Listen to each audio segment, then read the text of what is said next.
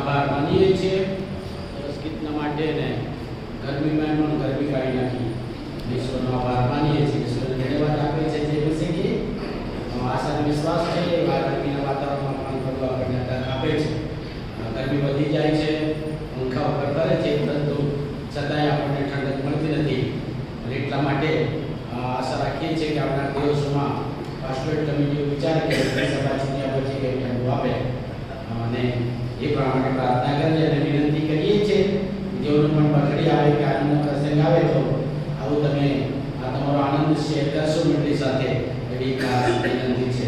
પ્રભુનું વચન જે આજે વાંચવામાં આવ્યું છે તેમાંથી ખાસ કરી કૃષ્ણ શરીરની એક્યતા અને આપણી ઉન્નતિના માટે જે દીડું છે તે સંબંધી આપણે ટૂંકો વિચાર કરવાના છીએ. આવો આપણે પ્રાર્થના કરીએ. મારા મધ્યસ્થ પ્રભુ ઈસુ ખ્રિસ્ત, તમારા પાર પ્રેમમાં પ્રભુ તમે અમને જોડ્યા છે ત્યારે તે વચનો દ્વારા અમે જે કંઈક વિચાર કરીએ તેમાં પવિત્ર આત્માથી તમારું પ્રગટીકરણ જાહેર કરો. આજના વચનો દ્વારા અમારા જીવનમાં તમે આશીર્વાદ લાવો વિનંતી કરીએ છીએ. અમે બધા તમારા હાથોમાં સોંપાઈએ છીએ. અમારી પ્રાર્થના પ્રભુ ઈસુ ખ્રિસ્તના નામમાં માંગીએ છીએ. આમેન. આપણું જે શરીર છે એની વૃદ્ધિ અને તંદુરસ્તી હોય એના માટે ખાસ કરી શરીરના તમામ અવયવો વ્યવસ્થિત રીતે કામ કરે ત્યારે એ શરીરની વૃદ્ધિ યોગ્ય રીતે થાય છે. તે જ પ્રમાણે મંડળી ખ્રિસ્તનું શરીર છે અને મંડળીની વૃદ્ધિના માટે એમાં જોડાયેલા તમામ અવયવો છે એટલે કે તેના લોકો છે જેને પિત્તર કહે છે કે આત્મિક પથ્થર તરીકે આપણે જોડ્યા છે તેમાં જોડાઈને આપણે જ્યારે કાર્ય કરીએ છીએ ત્યારે મંડળી એટલે કે શરીરની આત્મિક શરીરની એટલે કે મંડળીની વૃદ્ધિ થાય છે. એ એટલા માટે છે કે એ શરીર એ પ્રભુ ઈસુ ખ્રિસ્તનું છે અને એ શરીરના શિરપતિ પ્રભુ ઈસુ ખ્રિસ્ત છે. અને એટલા માટે આપણે જોઈએ ત્યારે ખ્યાલ આવશે કે આપણે એક જ શરીરના અવયવો છીએ. એફેસના પત્ર તેનો પહેલો અધ્યાય અને બીજો અધ્યાય 16મી કલમ પ્રમાણે આપણે એક શરીરના અવયવો છે કે ઈસુ ખ્રિસ્તના શરીરના મંડળીના આપણે અવયવો છીએ.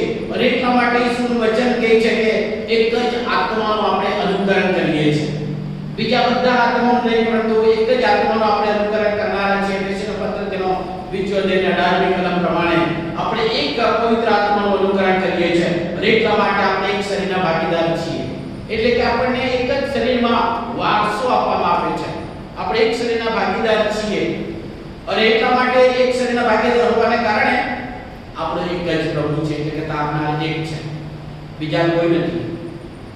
અને એટલા માટે પ્રેરિતના કૃત્ય 4 અને 12મી કલમમાં કહે છે કે જેનાથી તારણ થાય એવું કોઈ આકાશના બીજું નામ આપવામાં આવ્યું નથી. અને પ્રભુ ઈસુ ખ્રિસ્ત એ આપણા એક જ પ્રભુ છે. અને એક જ પ્રભુના કારણે આપણે એક જ પર વિશ્વાસ કરીએ છીએ. આપણો એક વિશ્વાસ છે. એફેસના પત્ર 4 અધ્યાય 5મી કલમ પ્રમાણે આપણે જોઈએ ત્યારે આપણને ખ્યાલ આવશે કે આપણો એક વિશ્વાસ છે. અને એક વિશ્વાસને કારણે આપણે એક જ બાપ્તિસ્મામાં પણ વિશ્વાસ કરીએ છીએ. એક જ બાપ્તિસ્મા છે. પવિત્ર આત્મા દ્વારા જે આજ્ઞા આપવામાં આવી છે તે પ્રમાણે એક જ બાપ્તિસ્મા છે. અને ખ્રિસ્તના અનુયાયીઓ એકતાના બંધનમાં જોડાઈને જે સાતમી બાબત થાય છે એકતામાં તે એ છે કે એક જ ઈશ્વરની આપણે આરાધના કરીએ છીએ. એ સાથે સાત બાબતો એકતાની અંદર જોડાય છે. એટલા માટે આપણે એક જ શરીરરૂપી જે મંડળી છે તેમાં આપણે જોડાઈને વૃદ્ધિ પામવાનું છે.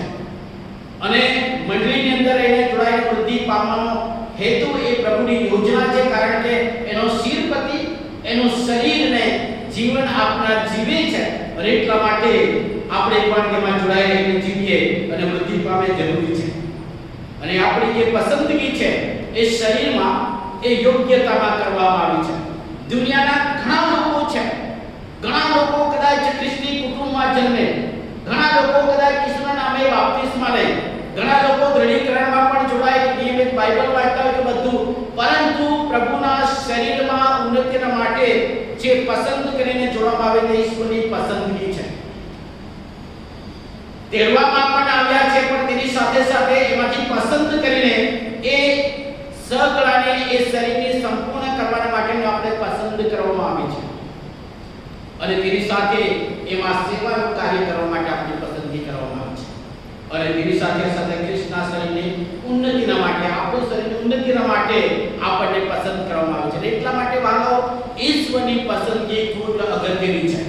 કદાચ દુનિયામાં અત્યારે આપણે ભારત દેશમાં જે દુનિયાના સૌથી લોકતાંત્રિક દેશ તરીકે અત્યારે પસંદગીનો સમય, સંસદોની પસંદગીનો સમય, ઇલેક્શનનો સમય ચાલે છે. અને અત્યારે બધા જ જુદા જુદા એના પ્રોપોગેન્ડા કરે, પરંતુ જેઓને મત વધારે મળે તેઓ પસંદગી પામે, પછી તેઓ પસંદગીની જવાબદારી પ્રમાણે અદા કરે. પણ એ સર્વ કરતા જટિલ બાબત છે. પણ પ્રભુ ઈસુ ખ્રિસ્તે આપણને તેના શરીરમાં જોડીને પસંદ કર્યા છે કે જેથી આપણે તેની સંપૂર્ણતાની સેવા કરીએ અને સેવા દ્વારા શરીરની ઉન્નતિ કરીએ. એટલા માટે આપણને દરેકને જુદા જુદા માપ પ્રમાણે, આપણી કેપેસિટી પ્રમાણે, આપણી લાયકાત પ્રમાણે, આપણી યોગ્યતા પ્રમાણે આપણને એ જગ્યાએ પસંદ કરવામાં આવ્યા છે. રોમીનો પત્ર અને તેનો 12મો અધ્યાય જ્યારે આપણે વાંચીએ છીએ ત્યારે આપણને ખ્યાલ આવશે 12મો અધ્યાય ચોથી કલમથી કે કેમ કે જેમ આપણા શરીરના ઘણા અવયવો છે અને સગળા અવયવોને એક જ કામ કરવાનું નથી, તેમ આપણે ઘણા હોવા છતાં ખ્રિસ્તમાં એક શરીર છીએ અને પરસ્પર એકબીજાના અવયવો છીએ. આપણને જે કૃપાદાન આપવામાં આવ્યું છે તે પ્રમાણે આપણને જુદા જુદા વરદાન મળ્યા છે.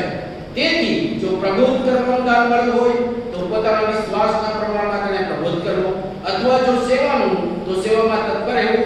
વળી જે શિક્ષક હોય તેને શિક્ષણ આપવામાં મંડ્યા રહેવું, અને જે સુબોધ કરનાર હોય તેને સુબોધ કરવામાં લાગુ રહેવું. જે દાન કરે છે તેને ઉદારતાથી કરવું, જે અધિકારી છે તેને ખંતથી અધિકાર ચલાવો, અને જે દયા રાખે તેને ઉમંગથી રાખવું.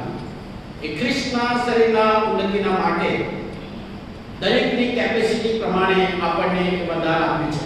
કદાચ ઘણા લોકો કહે કે અમે તો ભક્તિ સભામાં આવીએ ને પછી ભક્તિ કરીને જતા રહીએ, અમારે કોઈ લેવા દેવા નહીં, અમારી પાસે કોઈ લાયકાત નથી, અમારી પાસે કેપેસિટી નથી, અમને ગાતા આવડતું નથી, વગાડતા આવડતું નથી, અમને બીજું કંઈ બોલતા આવડતું નથી, પ્રાર્થના કરતા આવડતું નથી, સમૂહમાં બાઇબલ વાંચવું હોય તો અમને યોગ્ય ના બને, અમારે બીજું કંઈ કામ નહીં આવે એટલે અમે આપીએ ને જતા રહીએ. ના બનાવો, તમે આવો છો ને તમારી હાજરી એ ખ્રિસ્તના શરીરના અવયવને મહિમા કરવા માટે તમને પસંદ કરવામાં આવ્યા છે, અલગ કરવામાં આવ્યા છે. અને એટલા માટે આપણી ઉન્નતિ થાય, એટલા માટે આપણને જોડવામાં આવે છે કે જેથી ખ્રિસ્તના શરીરની ઉન્નતિ થાય. અને એટલા માટે પહેલો કોરિન્થીયન પત્ર તેનો 12મો અધ્યાય 28ની કલમમાં પણ કહે છે કે બીજા બધા દાનો કૃપાદાનો આપવામાં આવ્યા છે, દરેકને કૃપાદાન આપવામાં આવ્યું છે. પણ જો એ કૃપાદાન પેલા એક વ્યક્તિના તાલંત મળ્યું અને તેણે તે રૂમાલમાં બાંધીને સંતાડી મૂક્યું તેવું જો આપણે કરીએ તો વહાલાઓ આપણે શરીરની ઉન્નતિ થવા માટે અવરોધરૂપ બનીએ અને આપણી પણ આત્મિક ઉન્નતિ થાય નહીં. અને એટલા માટે વહાલાઓ જે કૃપાદાન આપ્યા છે તે કૃપાદાનમાં આપણે વૃદ્ધિ પામો. અને એટલા માટે સૌથી શ્રેષ્ઠ કૃપાદાન પાઉલ પ્રેરિત જે 12મા 13મા અધ્યાયની અંદર પછી વાત કરે છે, 13મા અધ્યાયમાં આવીને કહે છે કે એ સર્વ ઉપરાંત સર્વશ્રેષ્ઠ માર્ગ હું તમને દેખાડું છું અને તે પ્રીતિ છે. જે પ્રેમનો કૃપાદાન, ઈશ્વર આપણા પર જેવો પ્રેમ કર્યો છે તેવો પ્રેમ આપણે ઈશ્વરને કરવાનો, આપણી સેવામાં આપણા હૃદયથી, આપણા મનથી, આપણા બળથી, આપણી આવડતથી, આપણી બુદ્ધિથી, અને જેવો પોતા પર તેવો પોતાના પડોશી પર, બીજા ઉપર પ્રેમ કરવાનો. અને એટલા માટે પ્રેમનું કૃપાદાન આપણને આપવામાં આવ્યું છે. એટલા માટે આપણે કોઈ પણ એ નિષ્ક્રિય તરીકે ના બની શકીએ. અને એટલા માટે એક જ શરીરમાં જુદા જુદા વર્ણનો, જુદા જુદા ચિત્ર રજૂ કરવામાં આવે છે. પવિત્ર શાસ્ત્ર એ ખ્રિસ્તની મંડળીને, ખ્રિસ્તના શરીરને જુદી જુદી રીતે રજૂ કરે છે. એટલા માટે આપણે એ એકતાની અંદર રહીને એ ખ્રિસ્તના ઉન્નતિના માટે આપણે કાર્ય કરવાનું રહેશે. માથે લખેલી સુવાર્તામાં ઈશ્વરના આજ્ઞાકારી લોકોનો સમૂહ તરીકે વર્ણન કરવામાં આવે છે. જે મંડળી છે, ખ્રિસ્તનું જે શરીર છે, તેને વિશ્વાસ આજ્ઞાકારી લોકોનો સમૂહ તરીકે. એનો અર્થ એવો છે કે આપણને ખ્રિસ્તની આજ્ઞા પાળવાને માટે, આજ્ઞા અનુસાર જીવન જીવવા માટે આપણને પેલું આપ્યું છે, આપણને પસંદ કરવામાં આવ્યા છે. રોમનના પત્ર અને ગલાતીયોના પત્રમાં પાઉલ એ રીતે રજૂ કરે છે કે મંડળી એ નવા લોકોનો સમાજ છે, સોસાયટી ઓફ ન્યૂ પીપલ, નવા લોકોનો સમાજ. એ જૂના કરારમાં જે પસંદ કરેલા અને જે લોકો છે તેવો નહીં, પરંતુ એના કરતા વિશેષ કે જેની અંદર ઈશ્વર પવિત્ર આત્માથી કાર્ય કરે. એટલા માટે નવા ખ્રિસ્તના નવા લોકોના સમૂહ તરીકે, સમાજ તરીકે આપણે કરવાનું. પાઉલ પ્રેરિત પવિત્ર આત્માની કોરિન્થ મંડળીના પત્રમાં ખ્રિસ્તનું શરીર તરીકે રજૂ કરે છે. શરીરનું ઉદાહરણ આપે છે કે શરીરની અંદર જુદા જુદા અવયવો ગોઠવાઈને એક શરીર બને છે અને શરીરના ઉન્નતિના માટે દરેક અવયવ કાર્ય કરે છે.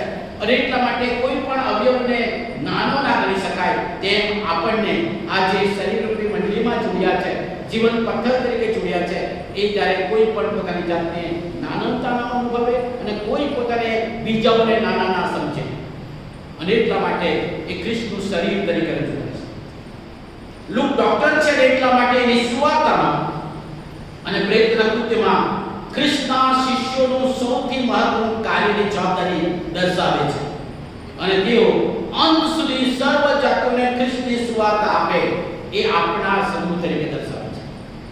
એ ખ્રિસ્તના શરીરમાં જોડાયેલા લોકો એ જગતના અંત સુધી એ ખ્રિસ્તની સુવાર્તાની સાક્ષી આપે એટલા માટે સમૂહને અલગ કરે છે. પ્રેરિતના કૃત્યો અને તેનો પહેલો અધ્યાય 8મી કલમ પ્રમાણે એના કરતા આગળ વધીને પીતર એ વિશ્વાસીઓને જે રીતે રજૂ કરે છે તે છે કે ઈશ્વરની પસંદ કરેલી જાતિ, રાજમાન્ય યાજક વર્ગ, પવિત્ર પ્રજા અને પ્રભુના ખાસ લોક તરીકે બનાવે છે. આ એક શરીરની અંદર એ સમૂહને દર્શાવે છે.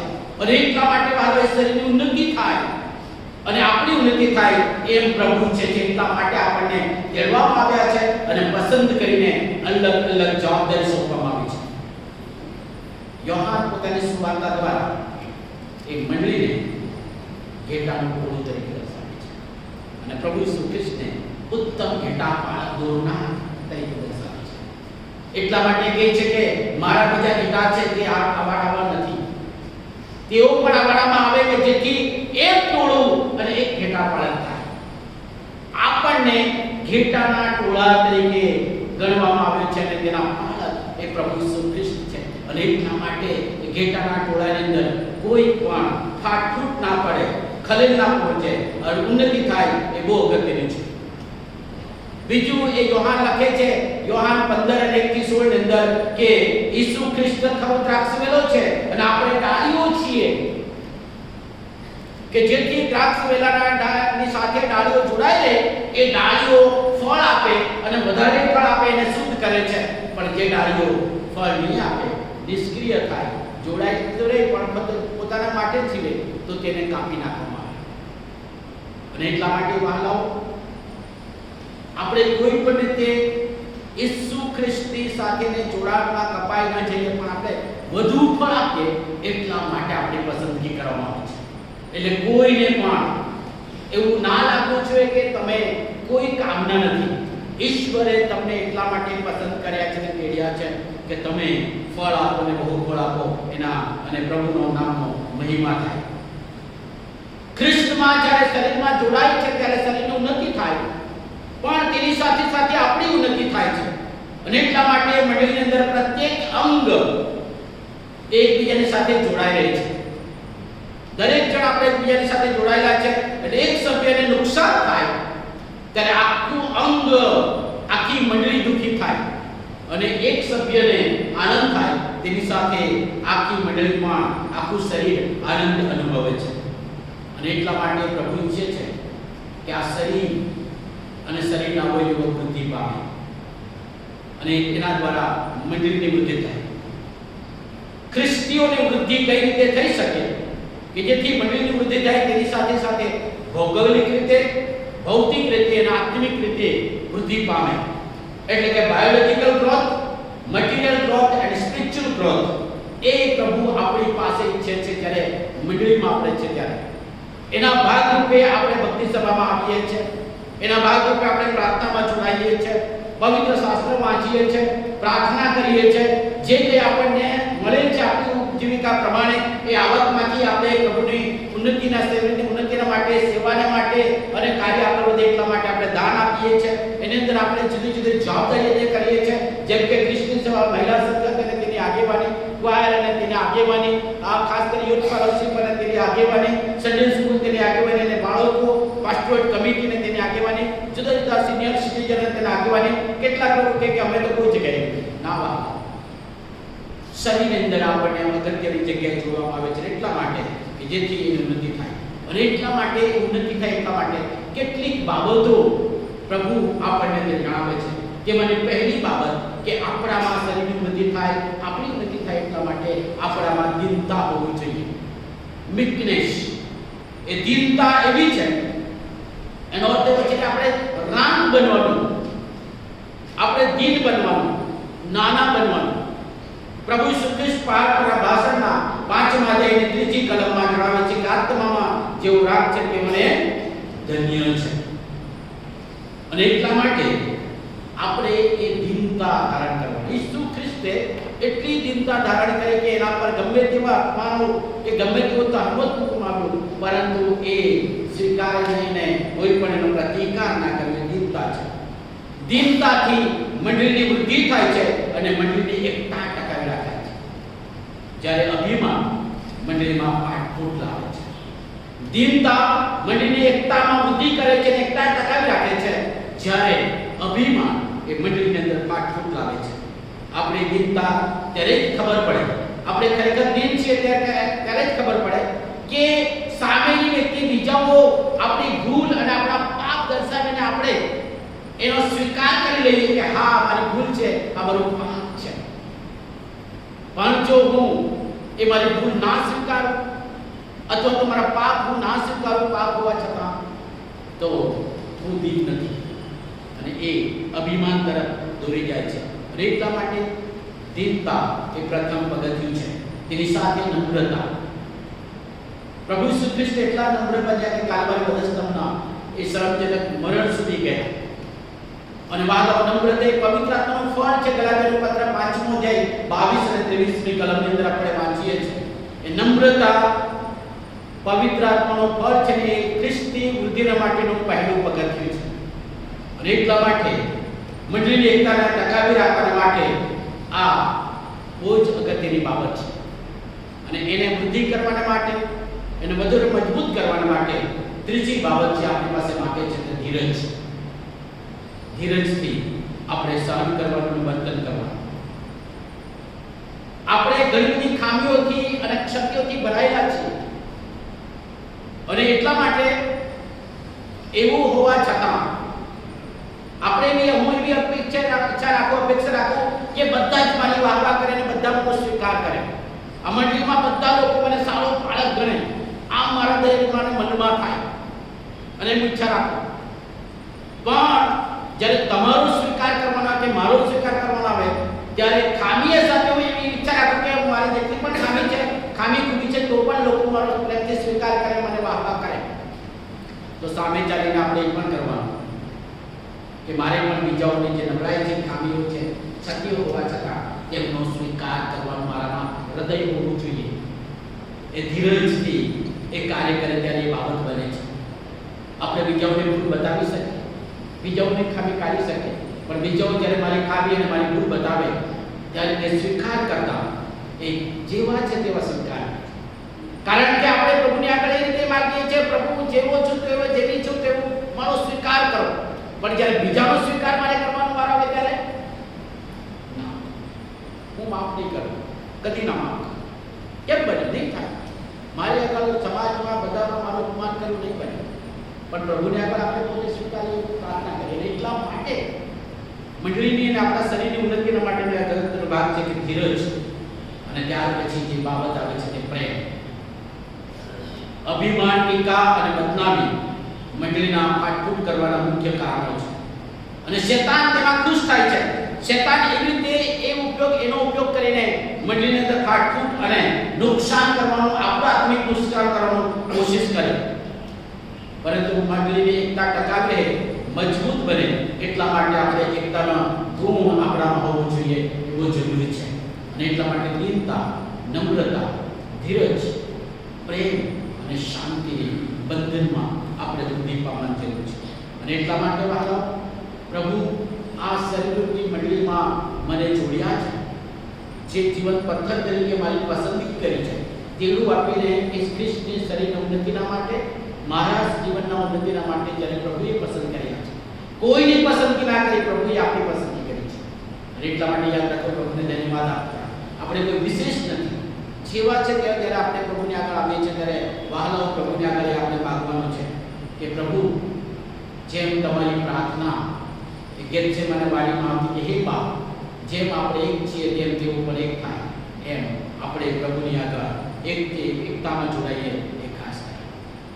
અને એટલા માટે પ્રભુ જેવો મારા પર પ્રેમ કરે છે તેવો પ્રેમ હું અન્યને કરી શકું, એટલા માટે પ્રભુ મને સહાય કરો. પ્રભુ મને જેમ માફ કરે છે તેમ હું બીજાને માફ કરું, એટલા માટે પ્રભુ મને સહાય કરો. પ્રભુ મને જેવો સ્વીકારે છે તેવો હું બીજાને સ્વીકારી શકું, એટલા માટે પ્રભુ મને સહાય કરો. જે આ પ્રભુ જેવું તમારું મન છે તેવું મારું મન બને, એટલા માટે પ્રભુ મને સહાય કરો. પ્રભુ, તમારી જેવી સેવા કરી છે, તમે મારી જેવી સેવા કરી હોય એવી હું સેવા બીજાઓને કરી શકું, એટલા માટે પ્રભુ મને સહાય કરો. પ્રભુ, મને મારું સગળું તમે મને આપ્યું છે તેવું હું મારી પાસે જે છે તે બીજાઓને આપી શકું, તેના માટે મને સહાય કરો. પ્રભુ, જેવી તમારી દ્રષ્ટિ મારા પર છે તેવી જ હું દ્રષ્ટિ જગતના લોકો પર રાખો, એટલા માટે મને સહાય કરો. પ્રભુ, જેવી તમારી ઈચ્છા મારા માટે છે તેમ હું બીજાઓના માટે પણ તમારી ઈચ્છા પ્રગટ કરું, એટલા માટે સહાય કરો. પ્રભુ, જેમ તમે રાગ અને નમ્ર મારા ખાતર બન્યા છે તેમ બીજાઓના માટે હું રાગ અને નમ્ર અને ધીરજથી, પ્રેમથી, શાંતિના બંધનમાં વૃદ્ધિ પામું, એટલા માટે પ્રભુ મને સહાય કરો. જેમ પ્રભુ મારા માટે ધીરજ રાખે છે તેમ બીજાઓના માટે પણ ધીરજ રાખે, એટલા માટે સહાય કરો. પર જેમ હું પ્રભુ મારા માટે સહન રાખે છે, પ્રભુ સહન શક્તિથી મને ચલાવી લે છે, તેમ હું બીજાઓને ચલાવી લઉં, એટલા માટે પ્રભુ મારી સહાય કરો. પ્રભુ, મને જે પ્રમાણે મદદ કરી છે મારા જીવનની બધી જ બાબતોમાં, તેમ પ્રભુ મને મદદ કરો કે જેથી હું એ મદદ બીજાઓને પહોંચાડી શકું. અને પ્રભુ મને જેમ માન આપે છે, સન્માન આપે છે, તેમ હું બીજાને પણ સન્માન આપું, એટલા માટે મને સહાય કરો. એવી પ્રાર્થના જો આપણે કરીએ છીએ તો પ્રભુ આ શરીરની ઉન્નતિમાં એક જીવન પદ્ધતિ તરીકે જોઈને ખ્રિસ્તી મંડળીની ઉન્નતિની સાથે આપણી પણ ઉન્નતિ, એટલા માટે પ્રભુની પાસે સહાય માટે પ્રાર્થના. જીવંત અને મહાન પ્રભુ, તમે તમારા શરીરનું પણ અર્પણ આપીને અમને એ જીવંત પદ્ધતિ તરીકે શરીરમાં જોડ્યા, કે જેથી શરીરની ઉન્નતિ થાય અને અમારી ઉન્નતિ થાય. એટલા માટે પ્રભુ, જે પ્રેમે, જે ધીરજથી, જે વિશ્વાસથી તમે અમારો સ્વીકાર કર્યો, તેમ અમે બીજાનો સ્વીકાર કરતા આ શરીરની ઉન્નતિ કરવા માટે પ્રભુ પવિત્ર આત્માથી અમારો સહાય કરો. તમારું વચન પ્રમાણે પ્રભુજી તમે અમને પસંદ કર્યા છે, તેવીને અમને નિમ્યા છે, એ બાબતો અમે ગંભીરતાથી સમજીને સ્વીકારીને અમારા જીવનમાંથી પણ જીવા સહાય કરો, કે જેથી આ શરીરની મંડળીની ઉન્નતિ થાય અને તેમાં અમારી ઉન્નતિ થાય. એટલા માટે કે જગતમાં પ્રભુ તમારી સેવા વૃદ્ધિ પામે. તમારા પવિત્ર હાથમાં સોંપાતા પ્રાર્થના મુક્તિદાતા પ્રભુ ઈસુ ખ્રિસ્તના નામમાં માંગીએ છીએ. આમેન. વચનના પ્રકાશમાં વચન સંગ્રહમાંથી ગીત નંબર 340 ગાઈશું અને પ્રભુની આગળ આપણો પણ લાગીએ.